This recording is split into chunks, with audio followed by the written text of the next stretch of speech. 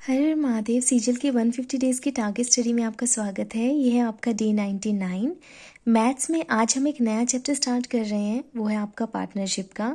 Easy है, simple है, छोटा सा चैप्टर है, लेकिन कैलकुलेटिव हो जाता है कई बार, तो उसके अकॉर्डिंग हमें पढ़ना पड़ेगा। अभिनय सर के साथ हम इस चैप्टर को कंप्लीट करेंगे। आप अपनी पसंद के टीचर के साथ कर सकते हो। 2 दिन एट मैक्स से 3 दिन ही चैप्टर चलेगा। इससे ज़्यादा इस चैप्टर को समय देने की आवश्यकता नहीं है और 2 या 3 दिन में इस चैप्टर के सारे कंसेप्ट, प्रैक्टिस, क्वेश्चन, टेस्ट सब हो जाएगा। अभिनय सर की 2 घंटे 38 मिनट की क्लास है। आज आपको इस क्लास को कंप्लीट करना है। थोड़ी स्पीड एडजस्ट कर लेना, सर धीरे पढ़ाते हैं। और आप क्या कर सकते हैं, साथ में बीच में जो शेर व शायरी होती है उसको आप स्किप कर देना ताकि आपका समय और बचे। जैसे ही आपका चैप्टर कंप्लीट होता है 20 क्वेश्चन आपको प्रैक्टिस करने हैं अपनी बुक से। जो भी बुक आपके पास है वहाँ से कर लेना। GD/PYST 2024 में आपको 13 नंबर करना है। 20 क्वेश्चन 20 मिनट एनालिसिस करना और नोटबुक में नोट डाउन कर लेना। कुछ बच्चे हैं जो कह रहे हैं कि दी अभी नंबर नहीं आ रहे हमारे, तो बहुत कम नंबर आ रहे हैं, मैथ्स की टेंशन हो रही है। देखिए धीरे धीरे नंबर आ जाएंगे। एकदम से ऐसा नहीं कि आप छप्पर फाड़ दोगे बहुत ही बढ़िया नंबर आ जाएंगे, ऐसा नहीं होता है। धीरे धीरे विद टाइम आपको चीज़ें समझ में आएंगी। गलतियाँ करोगे, इसीलिए मिस्टेक करोगे, गलतियों से सीखोगे और फिर आपको लगेगा अभी तो मैं सिर्फ क्वेश्चन देख ही नहीं पा रहा हूँ, उससे पहले टाइम खत्म हो जाएगा।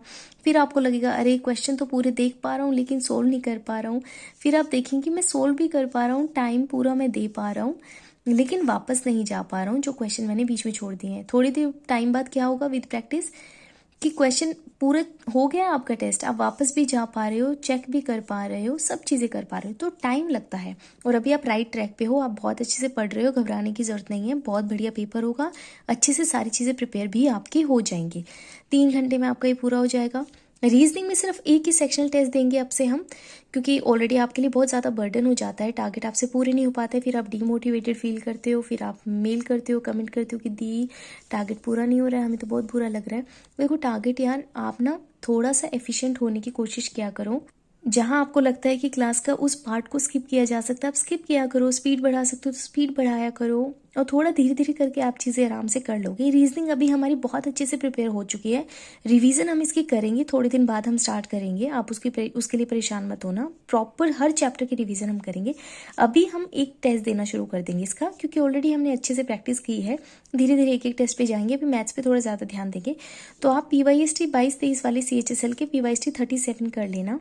25 क्वेश्चन विद एनालिसिस करना। 15 मिनट आपको हार्डली लगेंगे, 12 मिनट में टेस्ट कंप्लीट हो जाएगा। 2-3 मिनट में आपको, क्योंकि अभी ऑलरेडी इतने टेस्ट दिए तो आपकी गलतियां भी कम होंगी, आपको एनालिसिस करने में उतना समय लगेगा ही नहीं। इंग्लिश में आज आपको एडिटोरियल की क्लास नहीं करनी है। एडिटोरियल अब हम ऑल्टरनेट डेज पे किया करेंगे। वो कैब आपको करना है A to Z Rani ma'am का। ओ अल्फ़ाबेट की 2 क्लासेज हैं प्लेलिस्ट में, 57 मिनट वाली आप कर लेना। 10 one word substitution, 10 idiom phrases करना। पैरा जंबल जयदीप सर से कर रहे हैं हम। 5 घंटे 17 मिनट वाली जो क्लास है, 5 दिन में हमने उसको डिवाइड कर रखा है। आज आपका 4th डे है और अगले 1 घंटे की क्लास कंप्लीट कर लेना। CHSL PYST 2023 में आपको 32 नंबर को करना है। PYST 25 क्वेश्चन विद एनालिसिस, 2.5 घंटे आपको यहाँ लग जाएंगे।